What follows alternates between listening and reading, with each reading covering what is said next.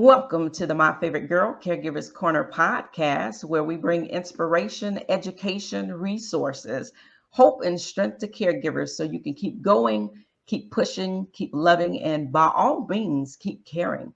I am your host, Priscilla Jean Louis.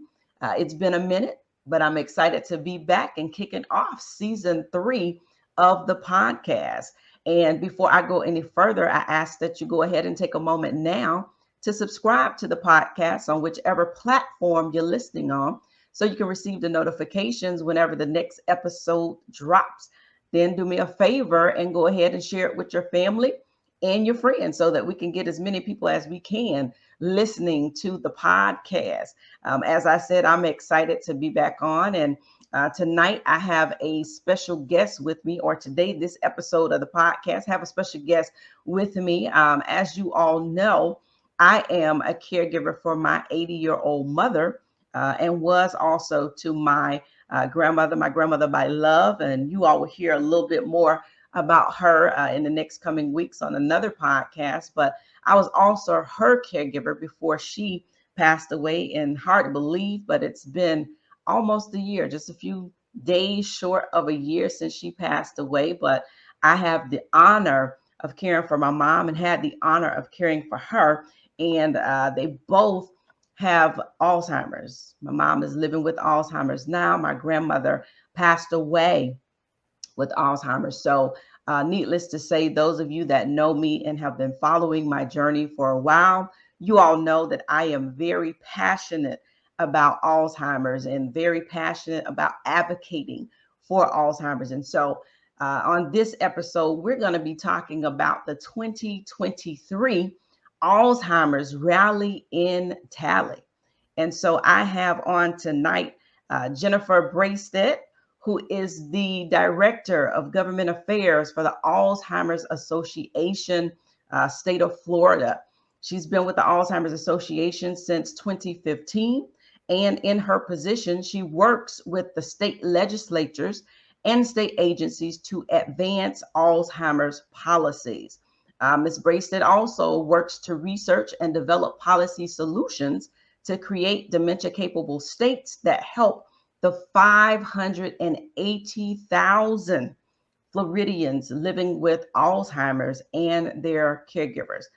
Want to make sure you all heard that number, and that's just for Florida. 580,000 who are living with Alzheimer's. Talk about that a little bit further as we go in the podcast. She currently serves as the co-chair of the State Health Improvement Plan, SHIP, priority area, Alzheimer's disease and related dementia. She also serves as an advisory board member for the Area Agency on Aging Palm Beach, Treasure Coast.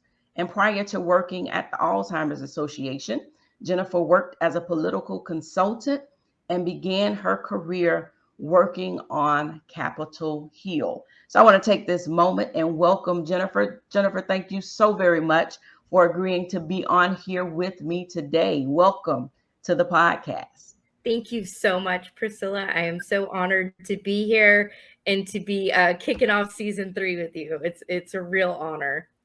Thank you so very much. And I've worked with Jennifer, and she is just, a definite advocate and just a gung-ho about this. And so we're going to talk about this today, the 2023 Alzheimer's Rally in Tally. What exactly is the Rally in Tally, Jennifer, even as we are preparing for it? Absolutely. So our Rally and Tally is our annual state advocacy event. And so this is when advocates from across the state of Florida, whether they're from Key West, Miami-Dade, the Panhandle, Jacksonville, Orlando, everywhere, they all come together to Tallahassee to, be able to connect, to really raise awareness and share their stories and advocate for critical legislation and funding As you mentioned, there are over 580,000 Floridians who are living with a diagnosis of Alzheimer's in the state of Florida. Those numbers are going to continue to rise in the coming years. We're projected to be over 720,000 in just the next year or so. And we have over 800,000 individuals who are providing unpaid care, who are the caregivers who are at their side. And so this event is about honoring them, raising awareness, and making sure that their voices are heard. Yes, and I mean, I've been able to take part in it. I was there last year. I didn't get to take part in the full rally, but I was able to go up and to provide testimony and to share my journey with both my mom and my grandmother. And, I mean, being able to be there to let my voice be heard, the fact that my mom is in a position where her voice at this point, she can't speak for herself. And so it becomes important that I use my voice while I can to advocate and to make sure that our story is told, that people are able to hear what it's like to live with dementia, what it's like to be one of those 800,000 caregivers, be one who's in there, who's taking that time to be able to just to care for the loved ones. I mean, it's a lot, right? It's a whole lot, Absolutely. and I'm sure you hear that from a lot of the other advocates that you are in contact with. That it's not easy, Oh, but no. yeah, but we're doing it, and Exactly. And even if no, we make it's it look easy. you do absolutely make it look easy, but it is certainly not. Of course, this is a professional passion of mine, but uh, fortunately, I'm using the past tense. I was a caregiver for my grandmother. She just passed last month, and she had dementia as well. So it was, quite the journey, and it was certainly a struggle. So I know this personally and professionally, and of course know all of our advocates that we work with, all that they go through and have gone through, throughout this journey. And everybody's journey is different, but you can find that camaraderie.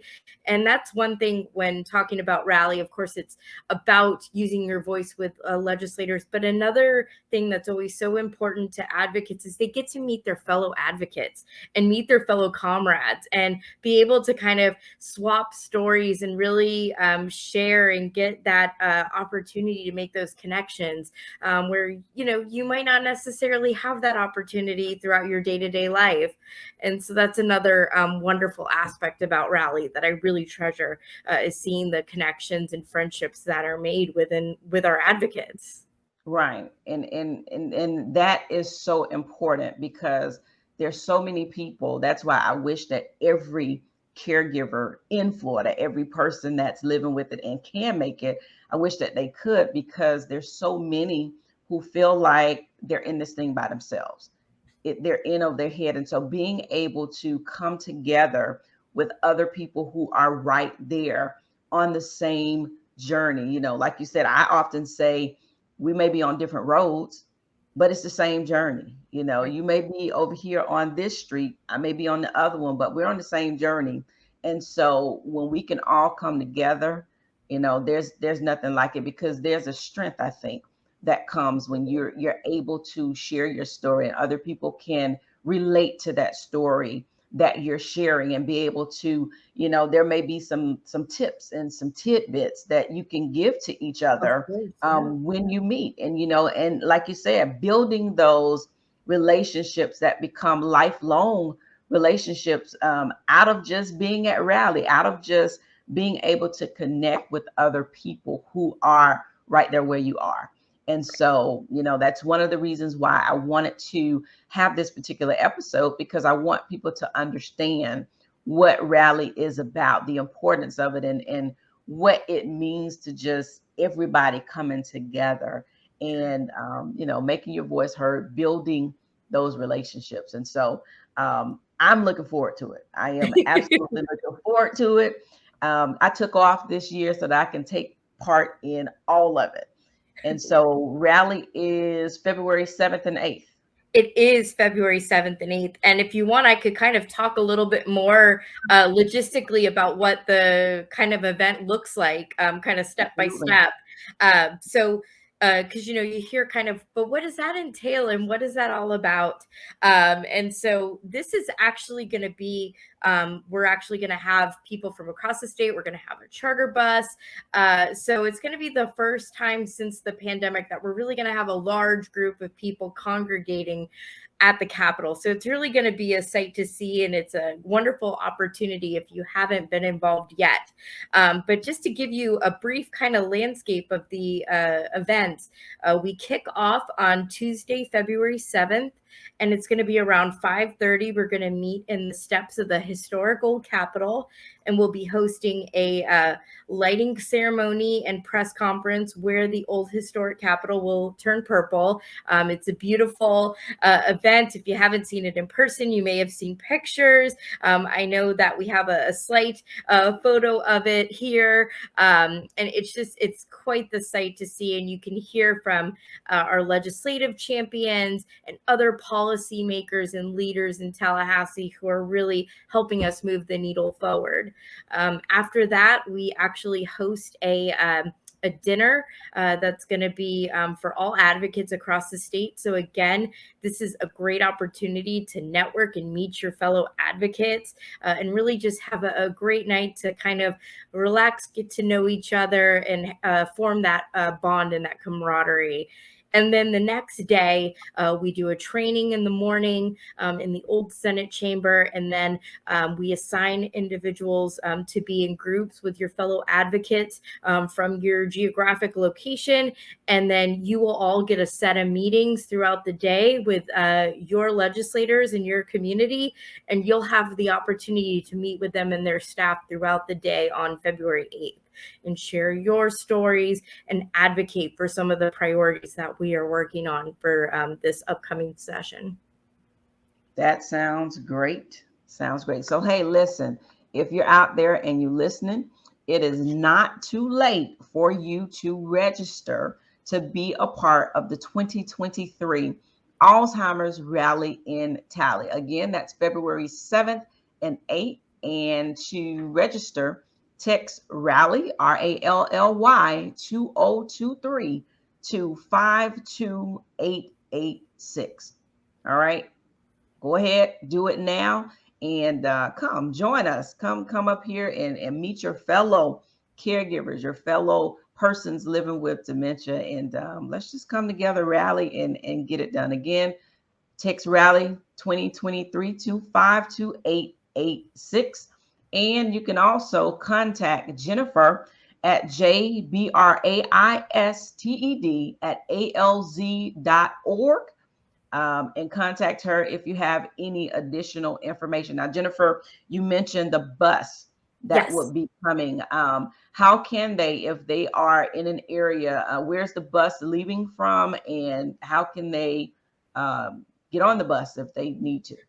Sure. So, we're building up since the pandemic. So it's kind of but we're going to be starting a bus in Southeast Florida. So that's going to be picking up in West Palm Beach.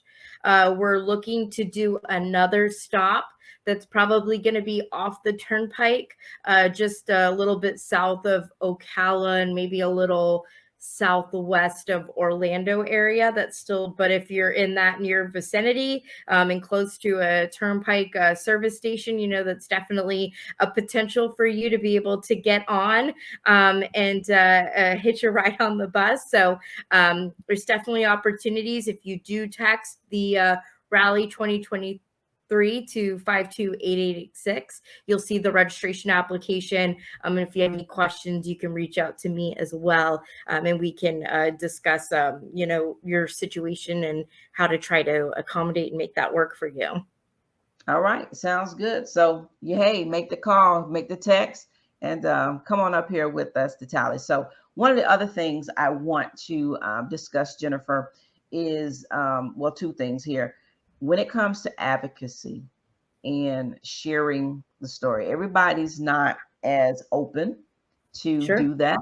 I made the choice to do it because my desire is to just help as many people as I can. And I just wanted to be able to journal my story. And so when it comes down to sharing your story, we talk about this a lot, especially with Alzheimer's, with the parts that I've been involved in. How important is it for people to share their story? I know you may not be comfortable with it, but how important is that when it comes down to advocacy? I mean, it's absolutely critical. It really is how we're able to accomplish everything that we have and how we are able to move that needle forward. Because even though, we've been talking about some of the facts and figures, and you can throw a statistic at someone, but if you're able to share your personal story, that is going to stay with someone really for the rest of their time, and they're going to think about that. And it's just so critical. And I can talk about so many examples of being in a meeting with whether it is a legislator or a staffer, and somebody has shared their story and it has made such an impact on them, and they have gone to vote or they have been working on a bill, and they think about that person, their constituent, and they remember their story. And it's absolutely incredible. And one thing we've also seen when individuals share their story is it opens others up to sharing their stories. So a lot of times, and one of the big impacts that we've made with going to Rally and Tally is when we first started going, it was, we'd meet with legislators and their staff. Everyone was very cordial, but they didn't know a lot about Alzheimer's disease. So there was a lot of education involved, talking about the disease process, the effects it has, sharing the story. Then we started to gain some momentum. People go, "Oh yes, I'm familiar," and they would listen to our stories. It's really getting to the point now in the past few years where we'll go into a meeting and legislators want to share their story and how the disease has impacted them, and what is going on in their family or with their best friend. And so it's just really fascinating to see how that's changed and how it's been that constant, need to share our stories and be vocal and be the voice for those who can't. And, like you mentioned, Priscilla, it is very difficult to share your story and to be open. I mean, that is being raw and vulnerable with people that you may never even meet again. I mean, it's very a difficult thing to do. But, one thing I recommend and one thing I love about Rally is you really get inspired to speak up. So many people will go and they say, I'm just going to sit there. I'm going to kind of, listen. And by the end of the meeting, they're taking over. They're sharing their story because they're so inspired by their fellow advocates and they want to make a difference. Mm. So I would say to people who are, skeptical, or, maybe they're passionate about the cause, but they're, maybe afraid to do that, get involved. Just sit back maybe, because you're going to get inspired. You're going to be motivated to share your story because you're going to see people who are living with the disease sharing their story, those who are currently caregiving, whether they are, again, like yourself in that sandwich generation, or they're taking care of their grandparents and they're still in high school, like your daughter. You hear stories from everybody. And it really is inspiring, and not just to myself as a staffer, to fellow advocates, but legislators as well, and they remember those conversations, and even in years to come they still remember that advocate. They'll ask me, "Hey, how is such and such doing?" Maybe they can't travel anymore because the disease has progressed and they need some more time at home and the ability to travel is lost, but they'll still ask about them and they'll still remember those stories. And that's just such an incredible impact. Yeah, they're able to put faces, like you Right. said, the statistics are there.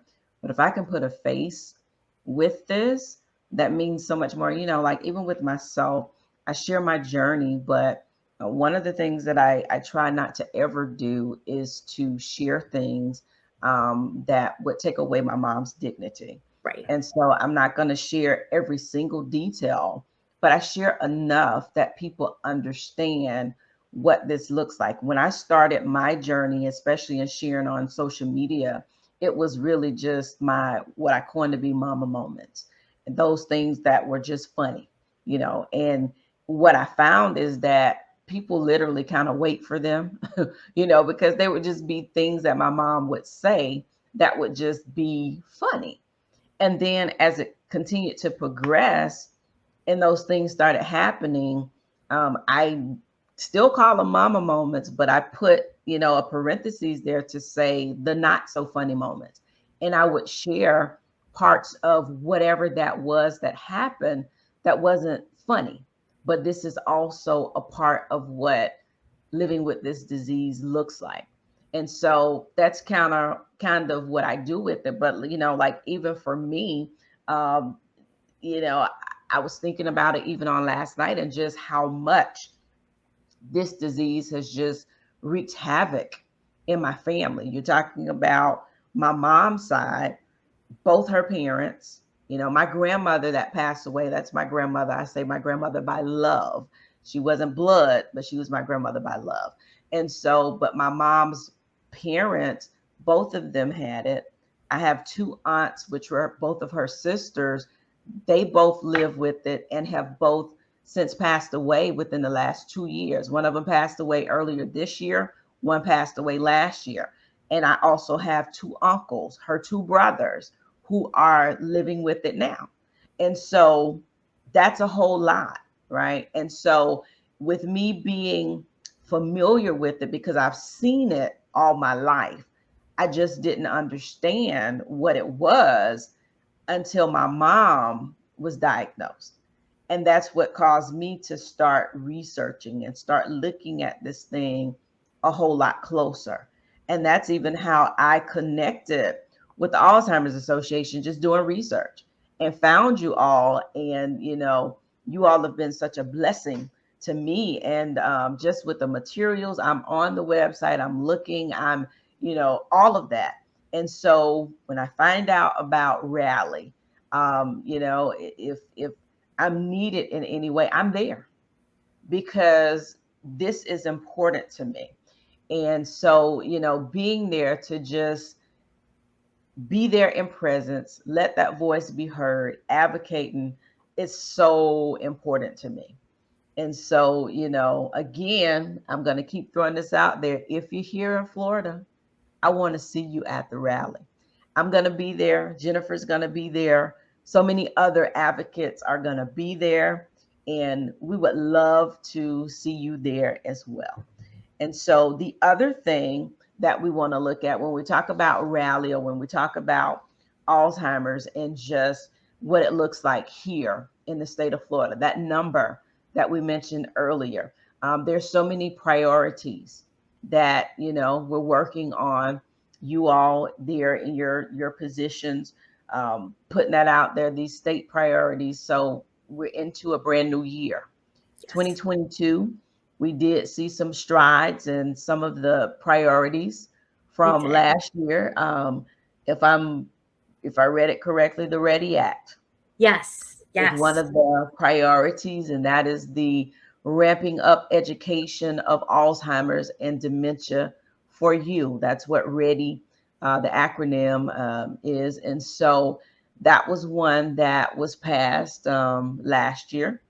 And so that, along with some others, what are the priorities that we're looking at? So when you're talking to people about, because in addition to sharing our stories, in advocating, this is a part of that advocacy as well, as being able to know what the state priorities are, what the federal priorities are, and understanding and seeing how can we get involved and help to make sure that these are all of our priorities. So coming into 2023, what are the priorities that we're looking at for this year?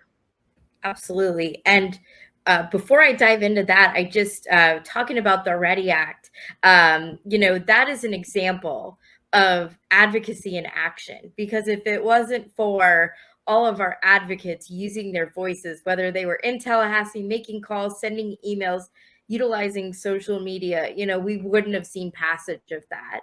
And what the Ready Act does is it's a public health awareness campaign for healthcare professionals. So it's educating doctors and nurses and other healthcare professionals on the warning signs of Alzheimer's, how to, after a diagnosis, do comprehensive care planning for the individual living with the disease and their family, talking about risk reduction strategies and the importance of brain health. And so this is all being done through the Department of Health. Just towards the end of last year, they just launched a new website, which is the first phase of implementation of this initiative. So it's really exciting. And and that really helps, lean into our 2023 priorities, because we're continuing to build on that, because we do need to continue to raise more awareness. So we, we're able successfully to get passage of public awareness for healthcare professionals, but we need to be talking about the general public. They need to know the warning signs. They need to know these risk reduction strategies. So we are going to be looking to run a statewide public health campaign on the importance of early detection, early diagnosis, and brain health. So that's going to be a priority that we're going to be working on. Another one that is we've actually been working on for a couple years now and really hoping for success this year is establishing baseline dementia training standards for direct care workers in long-term care settings. And Priscilla, I know as you had mentioned earlier, you actually testified in some of the committees. So I'd love for you to kind of share your experience with that, because I know that made an incredible impact on the committee members in both chambers, because I know you had the opportunity to do it in both the House and the Senate. But we do currently have in Florida some dementia training laws for some direct care providers, but there are inconsistencies with the training, and we want to make sure that there are baseline standards, that everyone would get a across the board 1 hour training when they're first hired, and then subsequent training afterwards, depending on what type of long-term care setting that they work in.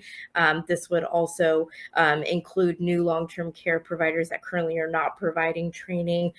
So we are very excited about this bill.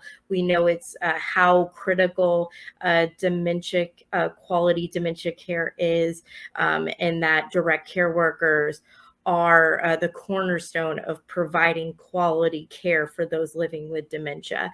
And about 70 to 80% of the care needs of those living with dementia are being provided by a direct care worker. And so we know how vital training is to make sure that they are equipped to work with individuals living with the disease, and that they can work with, they have effective communication tools. They know how to work on, different behaviors that occur with some who are living with Alzheimer's and other forms of dementia. And so this is a major priority that we're going to be working on this session as well. And then we are going to be advocating for continued funding for home and community-based services. We did see last year a significant increase of funding for the Alzheimer's Disease Initiative. This is a state-funded program that provides respite, whether that is in-home or at adult daycares. There are significant wait lists in the state, so we are always advocating for continued funding so we can manage those wait lists and make sure that caregivers are getting the support and resources they need. So that is a huge item that we're advocating for and is a major priority. And then also our Alzheimer's Association Brain Bus for continued funding of that. If you're not familiar with the Brain Bus, this is a mobile outreach initiative from the Alzheimer's Association. Through funding from the state legislature, we were able to take this statewide in 2019. We have 2 vans that go across the state, and they provide education, resources and support on brain health, caregiving, the warning signs of Alzheimer's, where you can go to the memory disorder clinics to get a proper diagnosis. And it's all about providing that care and support and awareness across the state. So we're going to be asking for continued funding so we can continue to take that initiative statewide. And that, all of those are extremely, I know I myself, so my mom is on home-based community care, and it means her. I don't know how I could do it without it, right? I want to back up a little bit in Sure. talking about the Ready Act, Yes. because when you hear that, right, most people will think, well, doctors should know. They should know what to do. They should have all of this knowledge anyway. But what we're finding is, especially if you're going to a general Right. practitioner, Exactly. they don't give you the information that you need. I mean, I've heard people who are living with it, as you stated, they don't even have a comprehensive care plan. Oh, no. Yeah. And some of these signs and symptoms and all of these that they see, they don't even test properly. They'll attribute it to something else. And so that is one of the reasons why the Ready Act is so important, because if I go to my general practitioner, they may miss it. Right. Being a doctor, being a nurse, they miss it. And that's not, I mean, it's just not good enough. I mean, especially when the way that it affects Floridians. I mean, we're talking about, if I'm not mistaken, Florida is the second Yes. highest Mm-hmm. state Yes. for Alzheimer's cases, and so we can't just miss it like that. So that's why these type of initiatives are extremely important. All of them, every last one of them, the brain bus, being able to go into those rural areas where, being able, I mean, goes across the state, but in those areas that may not have, the ability to get that type of information.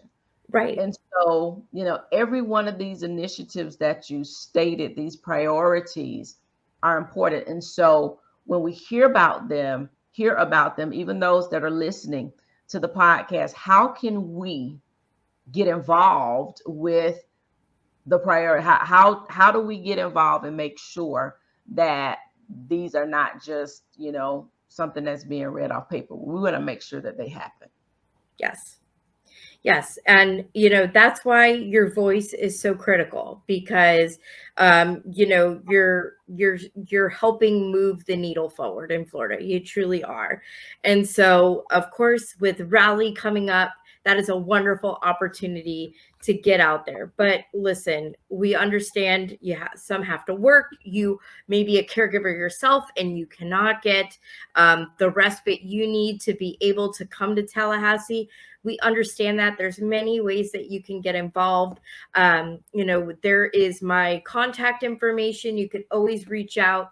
You can always go to allsimpact.org/volunteer, or you can go to our ALZ website as well. You can sign up to become a volunteer. You'll get updates when these pieces of legislation and these priorities are moving.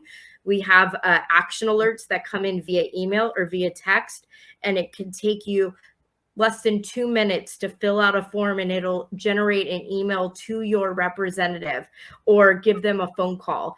This is something you can do, and it makes a tremendous impact. So, even if you can't go in person and tell your story that way, there are other opportunities. You can also meet within your own district, whether it's your member of Congress on a federal level, or other opportunities, letters to the editor. There are ways to get your voice heard and to raise these issues where needed.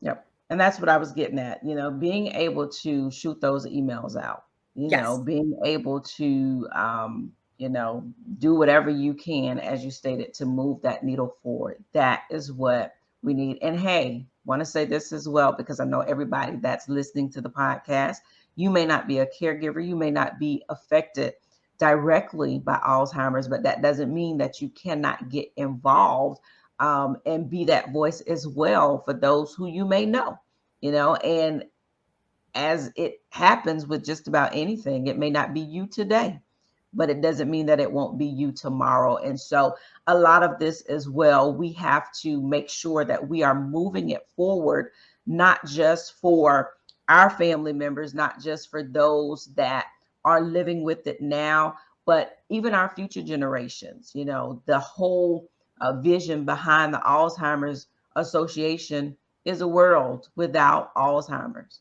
right? That is the mission, and that's what we want to see. I advocate the way I do, yes, for my mom, for my family, but also for myself and for my children, for my grandchildren, future generations, because if we take care of it now, they won't have to deal with it later. That is my belief. And so contact Jennifer again. Her email address is jbraisted@alz.org, or you can reach her at 561-706-2045. Again, 561-706-2045, and she can provide you with that additional information. By all means, make sure you visit the Alzheimer's Association webpage. There is a plethora of great information. They have been a resource for me for the past almost 7 years since I've been caring for my mom, and they have all types of wonderful information out there for caregivers and for persons who are living with it. And if you're just somebody who just wants to know more about Alzheimer's, visit their website, www.alz.org. And I always like to mention this on the website as well, because in all that I do, I don't have all the answers. I have very little answers. That's why I'm doing this, so that I'm actually talking with those who are professionals in this area, so that we can all receive the resources and education that we need. But I also want to make sure that if you are someone who is living with dementia or a caregiver, do also know that the Alzheimer's Association has a 24-hour helpline where you can call and speak to a live person 24 hours a day. That number is 800-272-3900. 800-272-3900. If you are struggling in any way, need more information in over your head, what have you, please call the helpline, speak with somebody, get some help. All right. Absolutely. Jennifer, thank you so very much for all of this information. We're going to be following all of these as you all are listening to the podcast throughout the year, throughout this season. You're going to hear a lot about Alzheimer's and dementia, because we're going to do everything, as I said, we can to help educate everybody, because we want to stop this thing in its track. We want to stop it. We want to get rid of it. We want to see that world in our generation without Alzheimer's. I'm telling you firsthand from somebody who sees this day in, day out, 24 hours. I happen to work from home, and so I am around it all day long. And I'll tell you, watching it can be so heartbreaking, especially when it's your mother, your grandmother, somebody close to you. This is not just somebody that I take care of, just as a job, but this is my mom. And watching it on a daily basis is not something that I would wish on anybody, not my worst enemy. And so, that's why we're doing everything we can so that we can make sure that our next generation doesn't have to deal with the same thing. And so meet us here in Tallahassee, Florida. I'm in Tallahassee, Jennifer's not, but meet us here in Tallahassee, Florida at the 2023 Alzheimer's Rally in Tally. Again, that's February 7th and 8th. this year, just another month away. We are at the 5th, so a little more, a couple days more than a month away. And so, again, not too late to register. Go and text Rally 2023 to 52886. You'll get a text back with the information where you can go and register. And, if you're in the areas where the bus is leaving from, there are those who will be catching the bus to come up together. And I'm sure that they're going to have a great time on the bus Oh yeah. getting here, sharing their stories. But I can only imagine the The bus is conversations on the bus. Right. it's always a So lot of fun. yeah, and that means that people are going to get here by any means necessary, and I think that that is absolutely amazing. And so we're going to be there. We're going to enjoy all of it. Come out, even if you're here in Tallahassee. You don't have to again be one who's affected by it, but come out and enjoy the lighting ceremony out there at the old Capitol. Beautiful. Purple is the color. My shirt is purple, um, but purple is the color. That's the Alzheimer's color. And so we wear a lot of purple. We're going to turn the Capitol purple and be out there taking some beautiful pictures and just celebrating, advocating, and sharing our stories and doing what we do. And so, Jennifer, I'll give you just a few minutes to just share any other information that you want with the audience, some words of encouragement, advice, what have you. But I'll leave that space for you to do that now.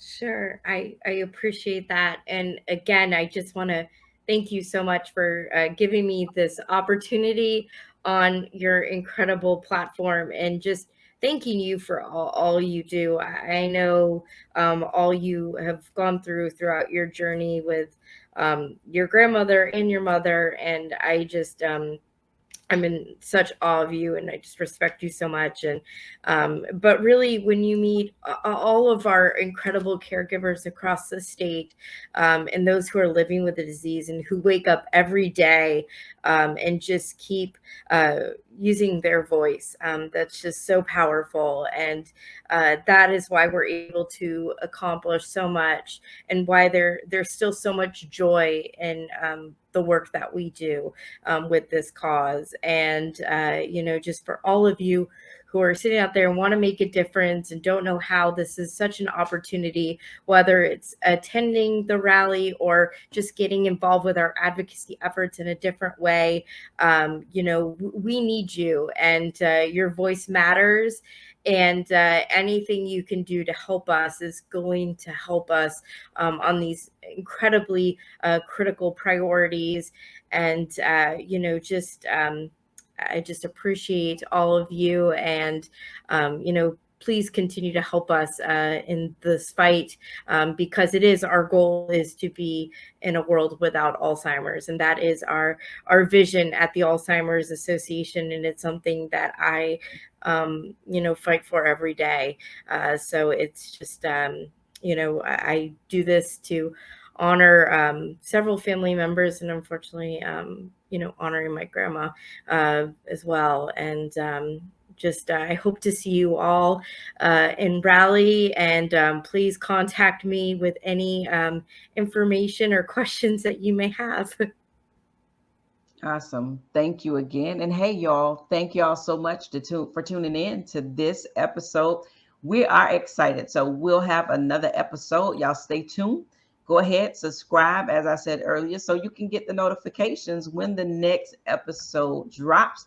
And we'll be back again with episode 2. Thank you again, Jennifer. And I will see you at the rally in Tally.